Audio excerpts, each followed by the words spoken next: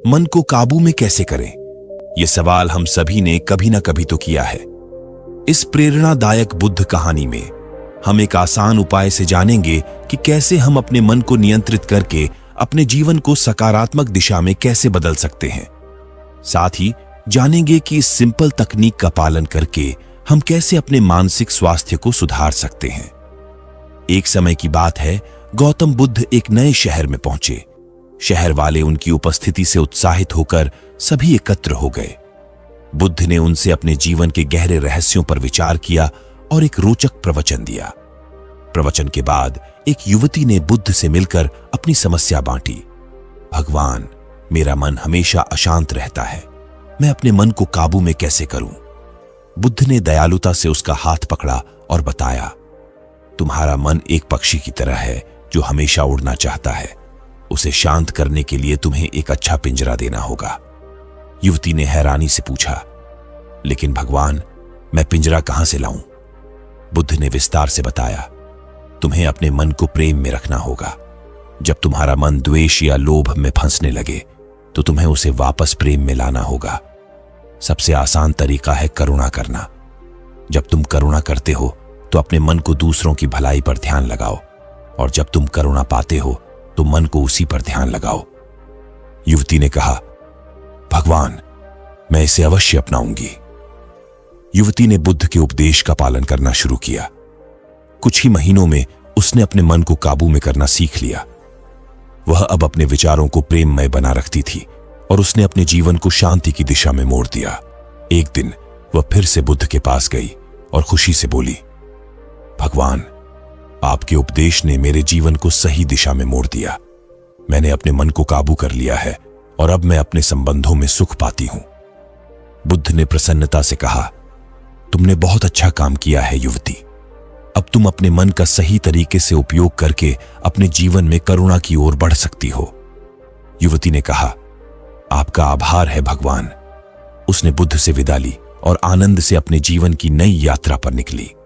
उसने अपने मन को प्रेममय करके अपने संबंधों को सुंदर और स्थायी बनाया और एक सुखी और शांत जीवन की दिशा में कदम बढ़ाया। इस कहानी से हमें यह सीखने को मिलता है कि मन को काबू में करना एक बड़ी सीख है जो हमें अपने जीवन को सकारात्मक बनाने में मदद कर सकती है। मन को काबू में करने के लिए हमें ध्यान और सामर्थ्य की आवश्यकता होती है। जब हम अपने मन को सांस लेने पर ध्यान देते हैं तो हम उसे अपनी इच्छा शक्ति से संजीवनी दे सकते हैं। इस प्रकार हम अपने जीवन को पूर्णता की दिशा में बढ़ा सकते हैं। यह कहानी हमें यह भी दिखाती है कि जीवन को निरंतर सुधारते रहना हमारे हाथ में है और सही मार्गदर्शन से हम अपने मन को नियंत्रित कर सकते हैं। यह एक बहुत बड़ा सफलता का सूत्र है कि हमें अपने लक्ष्यों की प्राप्ति के लिए मन को अपने साथ मिलकर काम करना चाहिए। इससे हम सच्चे आनंद और समृद्धि की दिशा में बढ़ सकते हैं और अपने जीवन को सार्थक बना सकते हैं। मन को काबू में करने के लिए आप कुछ और भी उपाय अपना सकते हैं, जैसे कि मेडिटेशन करें। मेडिटेशन से आप अपने मन को एकाग्र कर सकते हैं और अपने विचारों को नियंत्रित कर सकते हैं। मेडिटेशन से आपका मन शुद्ध और स्पष्ट होता है और आप अपने लक्ष्यों की ओर बढ़ते हैं। मेडिटेशन करने के लिए आप रोजाना कुछ समय निर्धारित करें और एक शांत और स्वच्छ जगह पर बैठें। अपने सांस को ध्यान से देखें और अपने मन को वर्तमान में रखें। अगर आपका मन भटके तो उसे वापस सांस पर लाएं। इस प्रक्रिया को कुछ मिनट तक दोहराएं। आप चाहें तो किसी ध्वनि या मंत्र का भी उपयोग कर सकते हैं।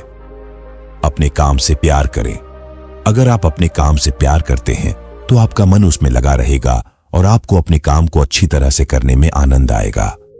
अपने काम को एक चुनौती या एक अवसर के रूप में देखें और अपनी क्षमता को बढ़ाने के लिए प्रयास करें। अपने काम में रचनात्मकता और उत्साह लाएं और अपने काम के परिणामों से संतुष्ट हों। अपने विचारों पर गौर करें। आपके मन को काबू करने के लिए आपको अपने विचारों को जानना और समझना होगा। अपने विचारों को लिखें या बोलें और उन्हें विश्लेषण करें। अपने विचारों को सकारात्मक और नकारात्मक के रूप में वर्गीकृत करें और अपने नकारात्मक विचारों को बदलने के लिए उपाय ढूंढें। अपने विचारों को तथ्यों और युक्तियों से समर्थित करें और अपने विचारों को अपने व्यवहार में परिलक्षित करें।